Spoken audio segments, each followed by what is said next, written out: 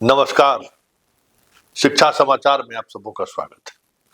और आज हम शिक्षा समाचार में बात उच्च शिक्षा की करने जा रहे हैं। जी हाँ, उच्च शिक्षा में सुधार को लेकर कल नए राज्यपाल या कहे कुलाधिपति पहली बार बिहार के सभी वाइस चांसलरों के साथ मिल बैठकर बातचीत की है। उस बातचीत में दो महत्वपूर्ण बातें सामने आई। एक कि बिहार का गौरवशाली इतिहास रहा है शिक्षा के क्षेत्र में, और आज शिक्षा के क्षेत्र में बिहार की उतनी ही बदनामी है। कैसे दूर होगा, इस पर सोचने की जरूरत है। और दूसरी बात कि समस्या का समाधान के लिए राजभवन ने बैठक नहीं बुलाई है। समस्या के समाधान पर चर्चा के लिए भी राजभवन नहीं बुलाई है। आप वाइस चांसलर हैं, आप स्वतंत्र हैं, आप खुद निर्णय लेंगे, आपकी जो समस्या है उसका खुद हल निकालिएगा कि राजभवन और सरकार हल निकालेगा। आप तो स्वतंत्र इकाई है ना। क्या उम्मीद करते हैं कि राजभवन और सरकार मिलकर विश्वविद्यालय को गवर्न करे? क्या आप स्वतंत्र होकर काम करिए। कहां समस्या? आप अपने आप को समझिए कि हेड ऑफ इंस्टीट्यूशन है। हम लोग तो इसी आपको आपसे मिलने जुलने बात करने के लिए एक पद का सृजन किया गया। कैसे पढ़ाई होगी, कैसे छात्र आएंगे, रिजल्ट बेहतर कैसे आएगा, बिहार का गौरवशाली इतिहास कैसे लौटेगा, आप लोग इस पर महारत है। तो इसमें सरकार और प्रशासनिक प्राधिकारी और गवर्नर क्या करेगा? मतलब सभी विश्वविद्यालय के कुलपति को निर्णय लेने की खुली छूट दी गई है। लेकिन बड़ा सवाल है, आखिर राज्यपाल महोदय विश्वविद्यालय से चाहते क्या है? कुलपति को खुली छूट से क्या बातें सामने आ सकती हैं? कौन सा सुधार हो सकता है? क्योंकि राज्यपाल महोदय सबसे बड़ी समस्या बिहार के हायर एजुकेशन में है छात्रों का नहीं आना।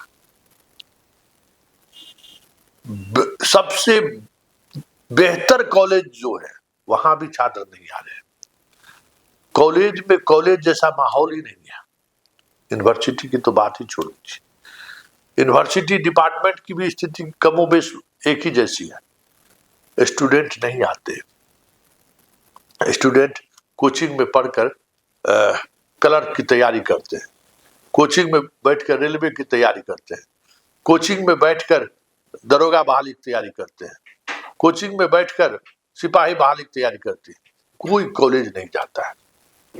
तो आज के तारीख में सबसे प्राथमिकता यही है कि कॉलेज में पढ़ाई हो। कॉलेज पढ़ाई का काम छोड़ दिया है। जिनको पढ़ाने की जिम्मेवारी थी उसने अपना जिम्मेवारी निर्वहन छोड़ दिया है। तो आप देख लीजिए, कुकुरमुत्ते की तरह कोचिंग संस्थान खुल गया है। कोचिंग संस्थान खुलने की वजह क्या है कि स्कूल और कॉलेज जो है सो का सिस्टम ध्वस्त हो चुका है।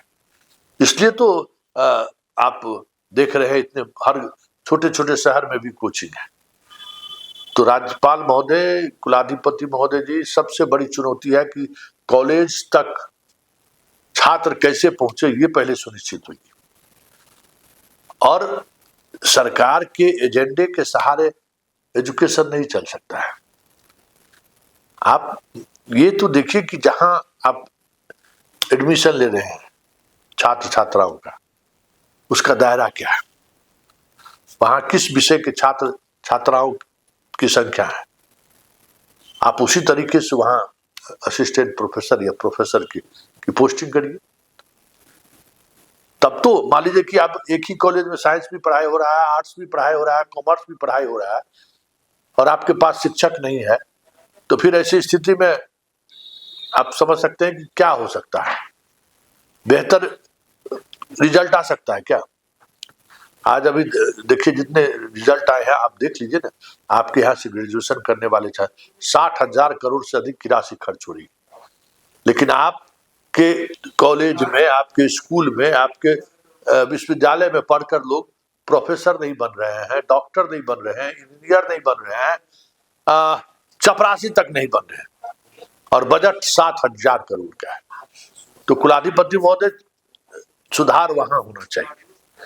और वाइस चांसलर की जिम्मेवारी, पढ़ाई कहाँ रहा? वाइस चांसलर, सारे बिहार के वाइस चांसलर किस काम में लगे हुए हैं? आप जैसे अभी जैसे जो चीजें सामने आ रही है कि भाई पोर्टल, कितना पोर्टल के पीछे लोग पड़े हुए हैं। भारत सरकार के पोर्टल के सहारे काम करें, ये होता दिख नहीं रहा है।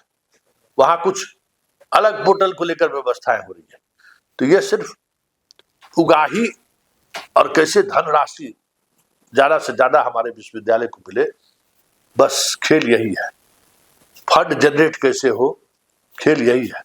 अरे भाई, इस कॉलेज में क्या है, विश्वविद्यालय में क्या है? छात्र, कर्मचारी और शिक्षक। लेकिन उस पर कहाँ चर्चा होती है? क्योंकि उस पर चर्चा हो तो सुधार की बात सामने आएगी। तो ऐसे कई मुद्दे हैं जिन मुद्दों के सहारे यह समझा जा सकता है कि गवर्नर साहब की बैठक का परिणाम आने में तो वक्त लगेगा, लेकिन जो मूल चीजें हैं विश्वविद्यालय में, जब तक उस पर ध्यान केंद्रित नहीं होगा वाइस चांसलर का, तब तक ये सारी बैठकें बेमानी ही है।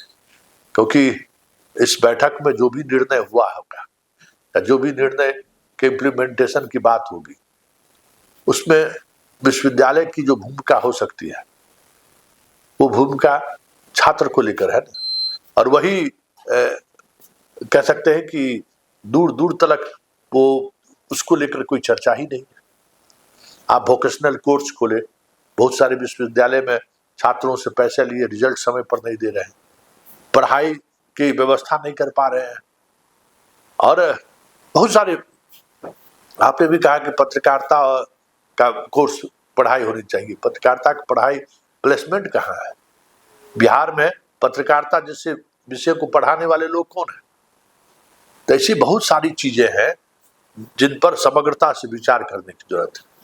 नहीं तो इसी तरीके से गवर्नर साहब आएंगे, बैठकें करेंगे, वाइस चांसलर की बहाली होगी। अभी 2 और विश्वविद्यालय में वाइस चांसलर की बहाली होनी है। सरकार से लेके और सत्ता में बैठे लोग, हमारे लोग वाइस चांसलर बन के जाए, इसी खेल में लगे रहते हैं, इसी जुगत में लगे रहते हैं। लेकिन विश्वविद्यालय, कॉलेज की स्थिति सुधरे, इस पर कौन बात करने को तैयार है? और अगर ये स्थिति रही तो गवर्नर साहब, बिहार का गौरवशाली इतिहास के लौटने की बात तो छोड़िए, आने वाले समय में कॉलेज सिर्फ देखने में खूबसूरत दिखे, डेंटिंग पेंटिंग आपको दिखे, छात्र दूर दूर तक ना दिखे, तो कोई बड़ी बात नहीं। चलिए, शिक्षा समाचार में फिलहाल इतना ही। इजाजत दीजिए, नमस्कार।